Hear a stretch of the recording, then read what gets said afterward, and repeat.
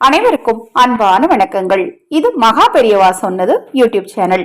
29/6/2024 ஆணி மாதத்தின் 15ஆம் நாள் சனிக்கிழமை அஷ்டமி. இன்று காலை 10:46 வரைக்கும் உத்திரட்டாதி நட்சத்திரம், பின்பு ரேவதி நட்சத்திரம். பிற்பகல் 3:58 வரைக்கும் அஷ்டமி திதி, பின்பு நவமி திதி. இந்த நாள் சித்த யோகமும் மரண யோகமும் கூடி வரும் நாளாக இருக்கு. இந்த நாள்ல ஆயிலியம் நட்சத்திரக்காரர்களுக்கும் மகம் நட்சத்திரக்காரர்களுக்கும் சந்திராஷ்டமம் நடைபெறுவதால் பேச்சில் மிக மிக கவனம் தேவை. இந்த நாள்ல மேஷராசிக்காரர்களுக்கு நன்மை, ரிஷபம் ஊக்கம், மிதுனம் ஆர்வம், கடகம் பயம், சிம்மம் பரிவு, கன்னி தடை, துலாம் தோல்வி, விருச்சகம் செலவு, தனுசு பக்தி, மகரம் உயர்வு, கும்பம் முயற்சி, மீனம் பாராட்டு. இந்த நாள்ல உங்க வீட்டுக்கு பக்கத்துல இருக்கக்கூடிய சிவாலயம் சென்று பைரவர் முன் நல்லெண்ணெய் தீபம் ஏத்துங்க.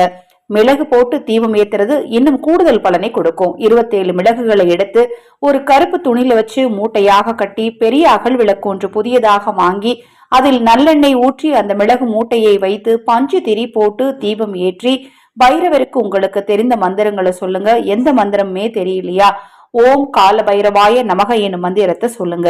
இந்த நாள்ல மீன ராசிக்காரர்களும் அடுத்தது மேஷ ராசிக்காரர்களும் பைரவரின் அருளை பரிபூர்ணமாக பெறுவார்கள்.